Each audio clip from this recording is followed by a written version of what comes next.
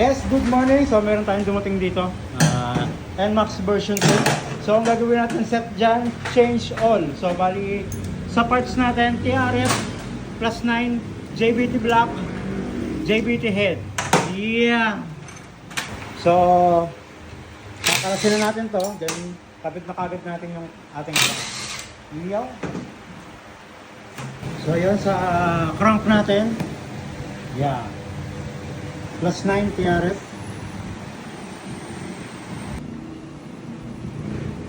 Yun.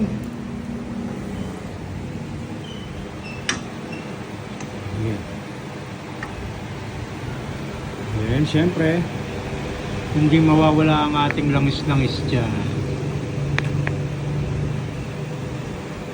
Kailangan na ng refill ng ating juice.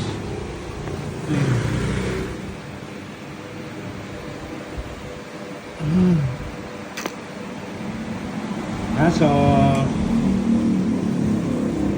lalagyan natin ng sealant, then sarado na natin. Ayan, so naitayo na natin yung makina. So next natin dyan, po-profile na natin yung piston. Ayun yung piston. Yeah. So profile lang natin to, then kabit na natin sa makina. Yun, so ito, okay na yung ating ginawang 232. So nai-testing na natin, nai-tune na natin. Yun o. Yun o. So bali sa crank natin dyan, TRF plus 9, JBT block 66, tapos JBT head 2326, then naka-down drop tayo dito.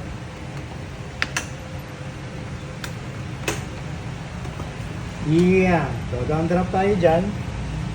Single injector lang kasi ang ECU nito is Mini X lang. Yeah, so start natin. Yun o. It's aliving! So stock battery lang gamit natin dyan. Then sa pipe natin, version 4 na teardrop. You know, it's silent!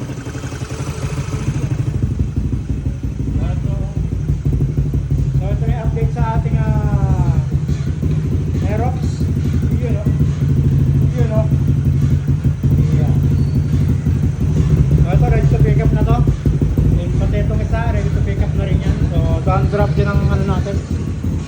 Down drop din ang ating throttle body rito.